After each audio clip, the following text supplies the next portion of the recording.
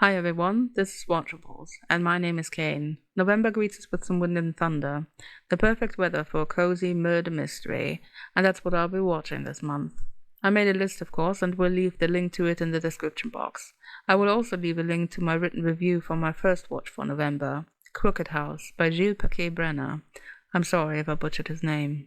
It's quite baffling to me that I never watched Rebecca before now. It should have been right up my alley, but somehow eluded me. Not anymore. My list holds a few Hitchcock movies, and this was an easy pick, and an easy watch as well. So creepy. But let's get to it. Rebecca is based on the novel of the same name by Daphne du Maurier. It was adapted in 1940 by Alfred Hitchcock and was his first Hollywood film. It stars Laurence Olivier, Joan Fontaine, George Sanders, and Judith Anderson as the infamous Mrs. Danvers.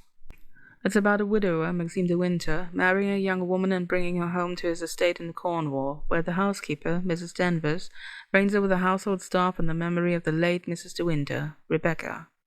That memory overshadows not just the newlywed couple, but especially the new mistress of Mandalay.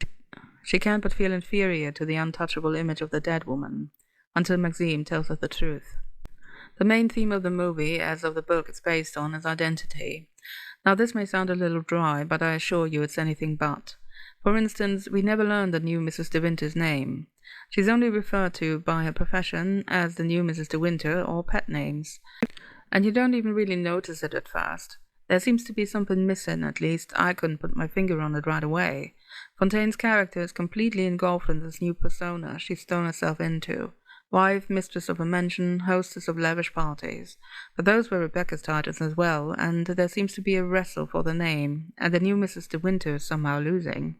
This is mostly her husband's fault, though. He doesn't reassure her where his late wife is concerned. He broods. Even while he's a rich man and master of Mandalay, his identity is very much linked to his first wife's memory as well. She was the memorable of the two, the one who made their life rich with people and parties. She overshadows him as well, especially after what he did. Now, I don't want to get into Rebecca's death. I don't want to be the one to spoil the mystery, even while the movie's been around for 80 years. I also don't think that the events surrounding Rebecca's death are the point of the movie. The point is whether you believe what you're being told. And this is something that goes for everything you are told about her. From the first remarks that give the young future Mrs. de Winter nightmares, to Maxime's story about her death, and even what the doctor tells us. Do we really know who Rebecca de Winter was? Whatever else she was, she might have been a sexual deviant. Maxime doesn't come out and say it directly. The implication is very much that of a woman around town, an adulteress, but he's coy about the details and calls her evil. It doesn't really lend itself just to someone who cheats, even if she does it deliberately and a lot. Maybe that's by modern standards, but Maxime is so shaken, so appalled by who he says Rebecca was. Add to that the bottomless devotion Mrs. Danvers still shows her late mistress years after her death. The interpretation, of course, goes to Mrs. Danvers, plain, inferior Mrs. Danvers having a crush on her mistress. But I do feel there are indications that the two might have been involved in some kind of, if not sexual, then an erotic relationship. The way Mrs. Danvers speaks about Rebecca's night ritual, pointing out her underwear drawer and how you could see through her nightgown. The way she seems to stay around even after Rebecca has told her good night. Then there's the implication of Mrs. Danvers' name, how Rebecca used to call her Danny as a nickname, but also that she used that name herself for her doctor's appointments. And there's never any mention of Mr. Danvers. What I'm saying is that I think the relationship wasn't one-sided. Hitchcock made deliberate choices, or maybe those choices were already made for him by du Maurier.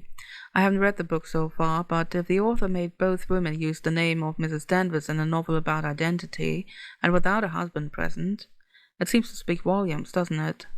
There is, of course, John Fabel, the legitimate male lover of the philandering wife, but I think his mere prowess is deliberately cut short by what the doctor reveals about Rebecca. I don't want to be too cryptic, but I also don't want to spoil the ending. It's a really good thriller, but not for the reasons you would think. The two leads are really kind of colorless compared to the story of Rebecca de Winter. And isn't that exactly the point of the movie? In any case, it's very ambiguous about what is truth and who tells it. It's a really great movie. Hitchcock was the master of creepy dudes and dames running around all the wrong places. He certainly proves it in this early classic. Olivier is shady as hell, and Fontaine plays a character as such a blank canvas that she's perfect, and it's deliberate. But they are getting outshone by the intensity of Judith Anderson. Mrs. Danvers is possibly the creepiest singular character I've ever come across, and it's all done with looks and words, the way she stands and moves. Thanks for watching this video and listening to my rant. Rebecca is really a fascinating movie, and it took me too long to get to. I'll be continuing with The Big Sleep, another classic, and one I've already watched long ago.